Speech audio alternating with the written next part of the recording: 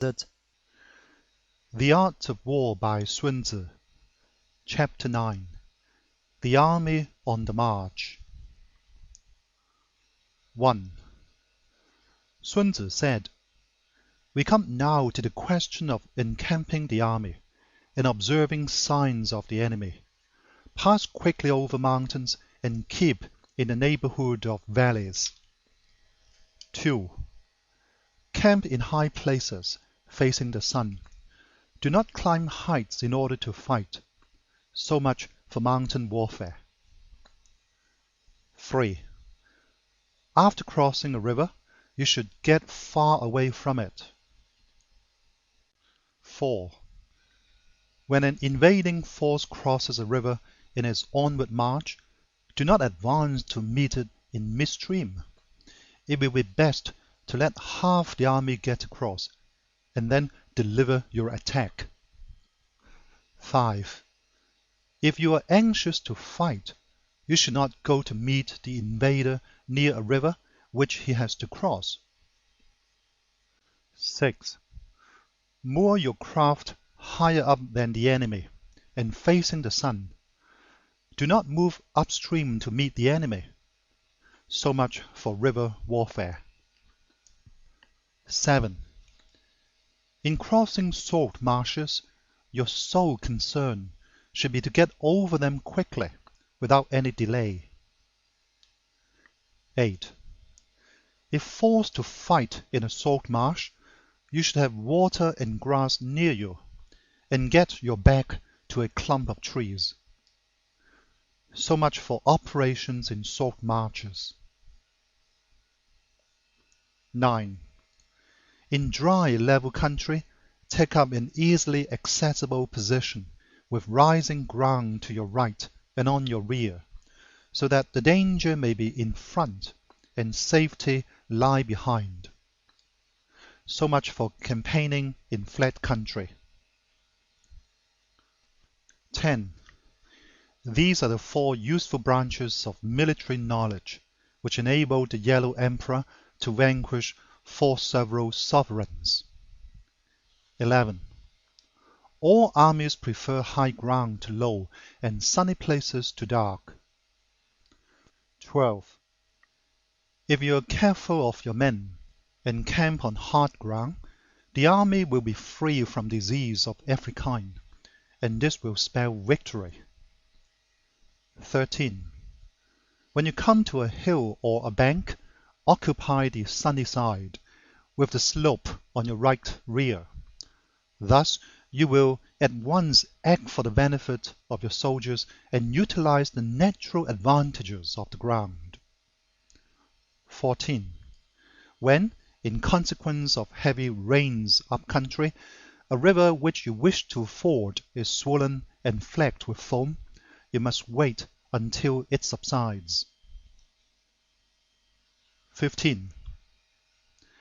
Country in which there are precipitous cliffs with torrents running between, deep natural hollows, confined places, tangled thickets, quagmires, and crevasses, should be left with all possible speed and not approached. 16. While we keep away from such places, we should get the enemy to approach them. While we face them, we should let the enemy have them on his rear. 17.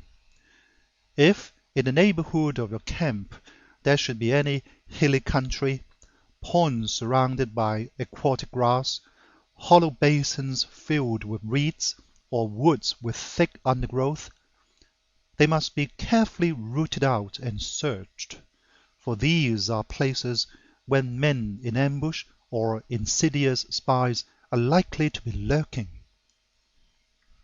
18. When the enemy is close at hand and remains quiet, he is relying on the natural strength of his position. 19. When he keeps aloof and tries to provoke a battle, he is anxious for the other side to advance. 20.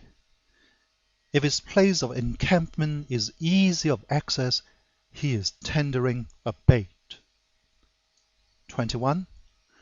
Movement amongst the trees of a forest shows that the enemy is advancing. The appearance of a number of screens in the midst of thick grass means that the enemy wants to make us suspicious. 22. The rising of birds in the flight is the sign of an ambuscade. Startled beasts indicate that a sudden attack is coming. 23. When there is dust rising in a high column, it is the sign of chariots advancing. When the dust is low, but spread over a wide area, it betokens the approach of infantry. When it branches out in different directions, it shows that parties have been sent to collect firewood. A few clouds of dust moving to and fro signify that the army is encamping. 24. Humble words and increased preparations are signs that the enemy is about to advance. Violent language and driving forward as if to the attack are signs that he will retreat. 25. When the light chariots come out first and take up a position on the wings, it is a sign that the enemy is forming for battle. 26. Peace proposals unaccompanied by a sworn covenant indicate a plot. 27. When there is much running about and the soldiers fall into rank, it means that the critical moment has come. 28. When some are seen advancing and some retreating, it is a lure. 29. When the soldiers stand leaning on their spears, they are faint from want of food. 30. If those who are sent to draw water begin by drinking themselves, the army is suffering from thirst. 31. If the enemy sees an advantage to be gained and makes no effort to secure it, the soldiers are exhausted. 32. If birds gather on any spot, it is unoccupied. Clamor by night betokens nervousness. 33. If there is disturbance in the camp, the general's authority is weak. If the banners and flags are shifted about, sedition is afoot. If the officers are angry, it means that the men are weary. 34. When an army feeds its horses with grain and kills its cattle for food, and when the men do not hang the cooking pots over the campfires, showing that they will not return to their tents, you may know that they are determined to fight to the death. 35. The sight of men whispering together in small knots or speaking in subdued tones points to disaffection amongst the rank and file. 36. Too frequent rewards signify that the enemy is at the end of his resources. Too many punishments betray a condition of dire distress. 37. To begin by bluster, but afterwards to take fright at the enemy's numbers, shows a supreme lack of intelligence. 38. When envoys are sent with compliments in their mouths, it is a sign that the enemy wishes for a truce.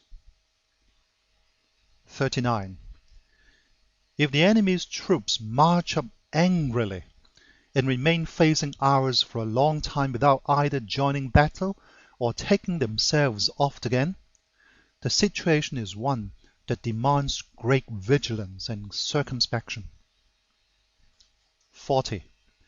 If our troops are no more in number than the enemy, that is amply sufficient. It only means that no direct attack can be made. What we can do is simply to concentrate all our available strength, keep a close watch on the enemy, and obtain reinforcements. 41. He who exercises no forethought, but makes light of his opponents, is sure to be captured by them. 42. If soldiers are punished before they have grown attached to you, they will not prove submissive, and unless submissive, then will be practically useless. If when the soldiers have become attached to you, punishments are not enforced, they will still be useless. 43. Therefore, soldiers must be treated in the first instance with humanity, but kept under control by means of iron discipline. This is a certain road to victory. 44. If in training soldiers commands are habitually enforced, the army will be well disciplined. If not, its discipline will be bad. 45.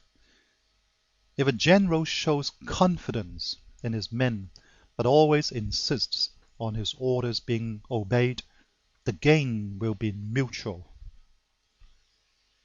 End of chapter 9.